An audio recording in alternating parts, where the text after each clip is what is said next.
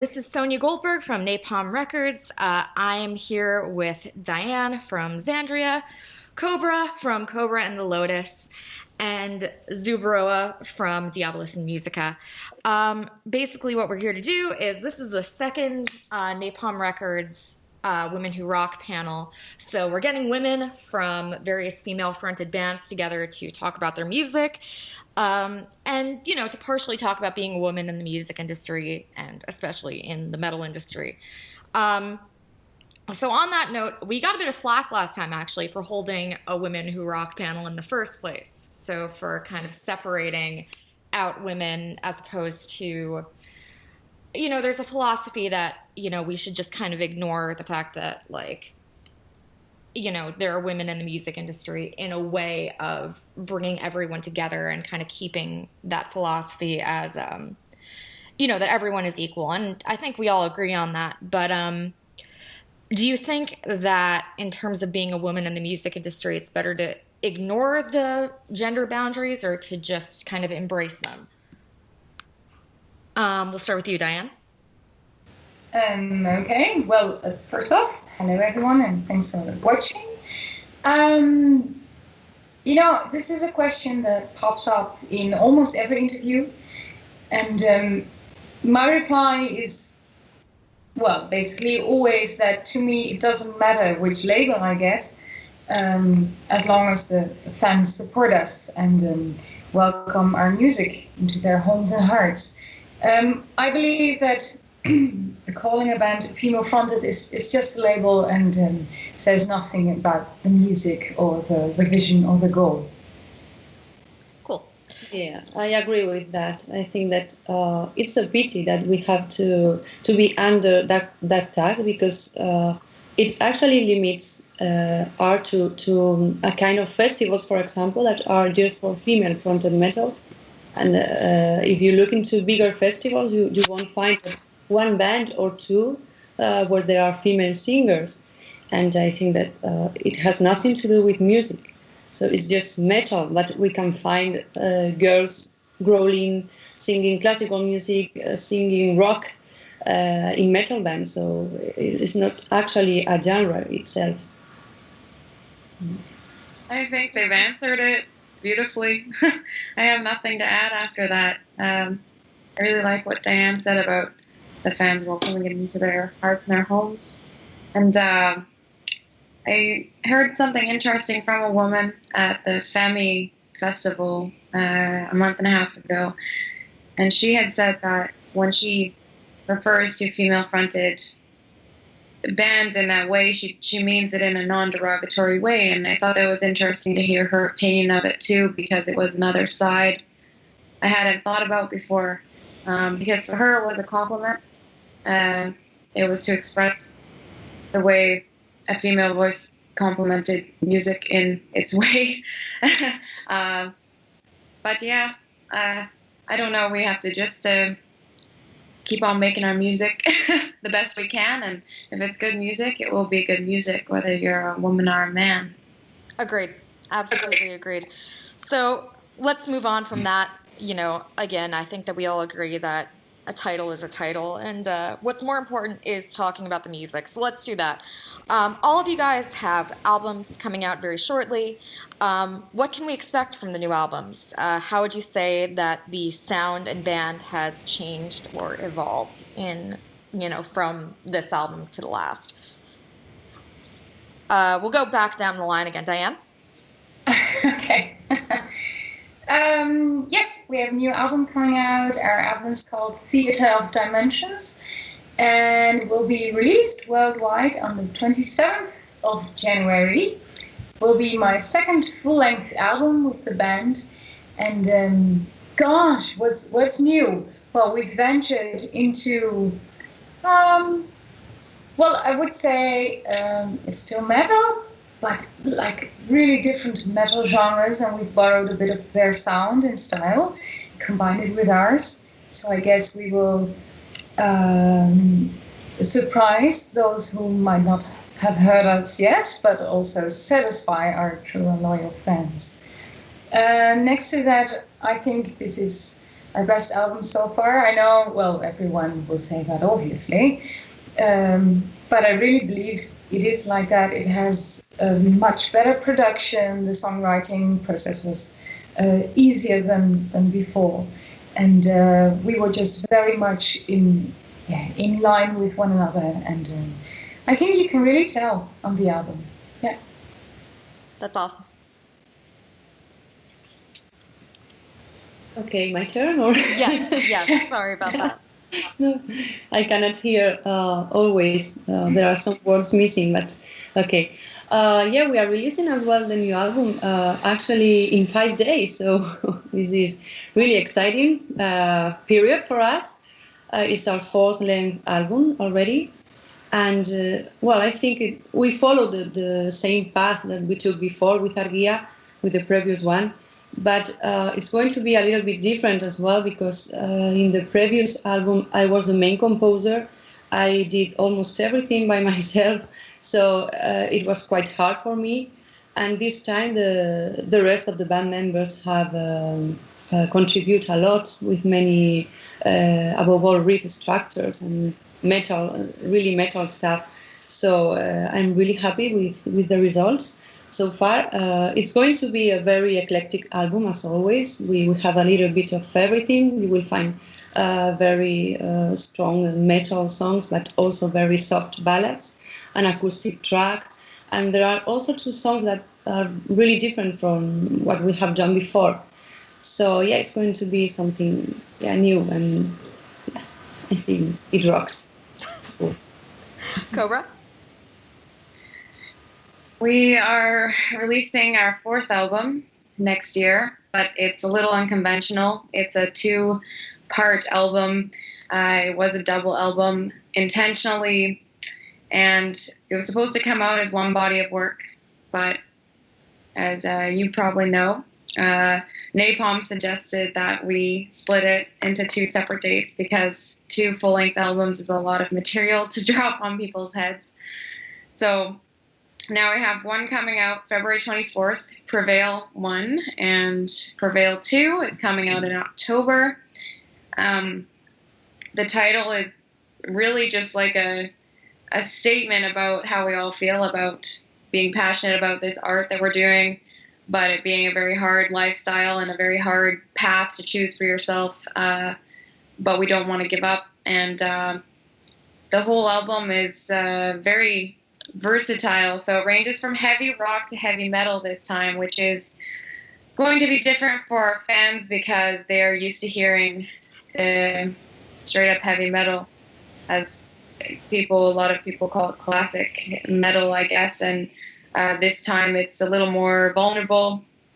My voice is used in a little bit of a different way sometimes, similar to what they've heard in the past, but sometimes not. Sometimes a little more soft, sometimes a little more broken even. It's just a very raw and real feeling album more than the other ones. Less storytelling, more really real feelings. And more versatility with also the way the guitars are written and the music's written from song to song, because now it's not just about technicality. The melodies, the way some people that listened to our music before had thought about it, you know. Some songs are solo, but it's full in a different way. Yeah. Awesome. So speaking of Zuberoa, you mentioned that the album is coming out on Friday. Obviously, that is soon. Do you have any big plans? Oh, for the release? Yeah. I'm not. Okay, because I couldn't hear Kobra. I don't know if there is a kind of internet problem with. You could hear. Yeah, she's also breaking up here. Okay, I hope you can hear me then. I don't know. I can hear you, and I can hear Dianne. Release. Kobra, you're breaking up a bit. Okay. Well, we are. We have already started with the first show. this past Saturday we had Line Festival here in Spain, and we had the chance to play 4 new songs.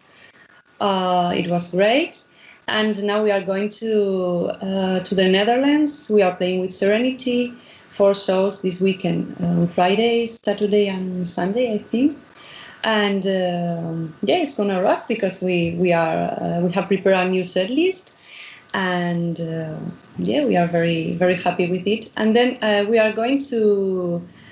are working now on a tour for February, so I really hope it turns out good, and we can do it, because we are really eager to play live the new songs.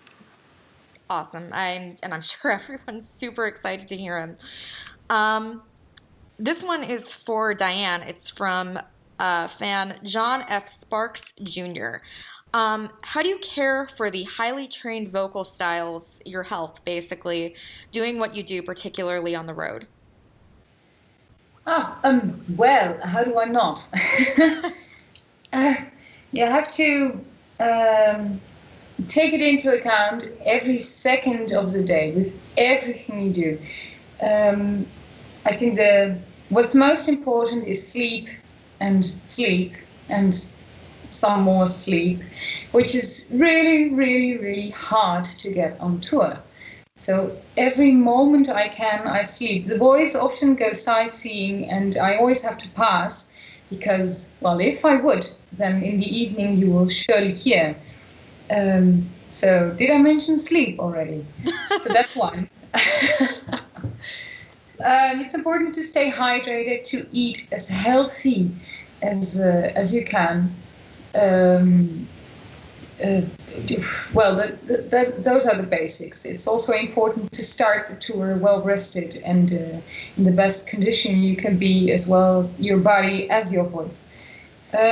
Next to that, a good or best as can be tour schedule is really important, as well as not speaking too much before, taking it easy on guest appearances or acoustic settings, or, well, everything that seems very nice and spontaneous. Everything you have to take into account, and I can't speak for anyone else's voice, but for a classical voice, when the vocal cords need to be thinned so much for the high notes, and that's really, really something you have to take care of, because one cold and can be gone, and well, you want to be able to perform every night. So I can only say that every minute, every second, you have to think, am I still doing okay? Very true. Zuberoa, Kobra, I mean, do you guys have anything to add to that? Little things, maybe something that you bring on the road, to keep you in shape, or something along those lines? Water. I have always a bottle with me, and that's all. And ginger as well. I think that ginger is a very good, very good thing to take when you are to struggle with colds and that stuff. So, yeah, but mostly what Dianne said, the same thing. Yeah, you have to take care of every minute of the day, and sometimes on tour is difficult because I had problems, for example, with people smoking, and it's forbidden. But in sound checks, everybody was smoking, and I don't want to be the diva that please don't smoke, but it's really necessary that the air is clean, because otherwise it could be terrible for the voice. Yeah. Kobra? Yeah, I agree with everything they're saying. I sleep, stay hydrated, you eat as well as you can, and I don't use my voice really at all other than the shows. I'm still selling all of our merchandise every night, and that really kills me. So that's all I can use my voice for, is just the shows, and then that is the end of it after the talking to everyone. And the only other things I can add is my boyfriend is also a singer in the industry, and he just got me onto this soft straw that you blow gently. Yeah. Bubbles with notes. Yeah, and I'm really starting to enjoy that when I'm too tired to really warm my voice up before a show. I'll just blow really lightly into the bottle for a little bit. And I also do some cardio usually every day to open my lungs up. For me, it just helps, even if it's 20 minutes of jogging. Yeah.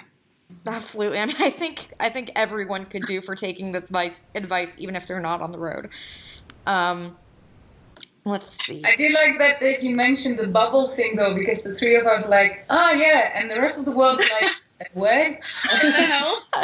The bubble thing? Yeah. It's pretty cool, though. Yeah. It works. Yeah, it does work. Yeah. I mean, who knows? Maybe you guys can get sponsorships from the bubble company. Yeah. Okay, so let's see what else we've got here. We've got a question for all three of you from Scott Johnson. Who is your dream duet, and who is your favorite singer, if they're not the same? Let's start with Dianne again. This is such a hard question.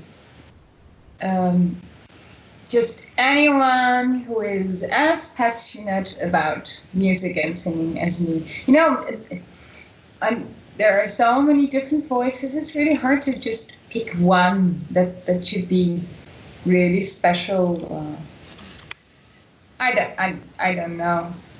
Well, if we're doing like things that will never happen, then let's go for Matthew Bellamy. Okay. Yeah, I mean, that one works. Zuberoa? Well, I personally love collaborations, so it's really hard to choose because I think that each voice has something special, and it depends more on the kind of song where you want to have a guest singer. Not the singer itself, but the song is more important. But because some music is asking for a typical kind of voice, a special one, so it's difficult to choose. And regarding my favorite singer, well, I think I have never had one favorite. That's impossible. Well, I listen to, well, as I have studied classical music and classical singing, I'm listening to a lot of classical singers above all. And then when I was a teenager, I remember that I really wanted to learn more styles of singing, and I started to listen to jazz, folk music, for example, Ella Fitzgerald, Lorena McKennitt. I think that they helped me to be more versatile. Yeah, so it depends a lot on the genre, and yeah, and also it depends if you are if you want to learn from a voice or you just want to listen to a voice because you like it. It's different for me. So yeah, I love many different singers. I couldn't choose. It wouldn't be possible for me. Kobra, dream duet?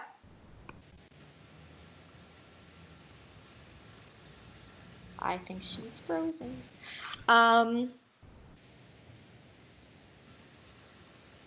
Kobra, you there?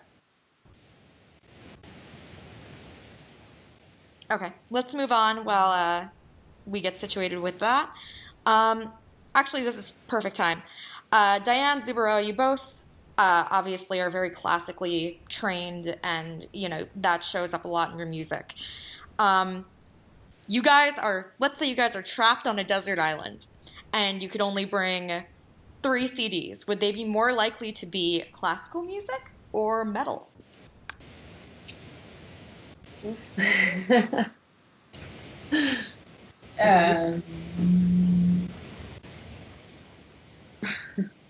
Well, sorry. maybe I would indeed have to say classical music, because if I was trapped on a deserted island, I think I would be panicking as hell, and then classical music would calm me down. and metal music would really get me fired up. So better choose classical music then. Makes sense. Well, I cannot live without any of them, so it's not possible to choose. Actually, I think that's why I'm composing songs, symphonic metal songs, because I really need both both sides of music. So not possible for me to choose. Yeah. Kobra, now that your computer seems to be working, dream duet for you? I would have to say probably Robert Plant, just because Led Zeppelin was the first music that ever really connected to my heart. Well, first it was Vivaldi, then it was, but there's no singing there. It made me feel below, because I really like his timbre, his lowness, and his highs. And the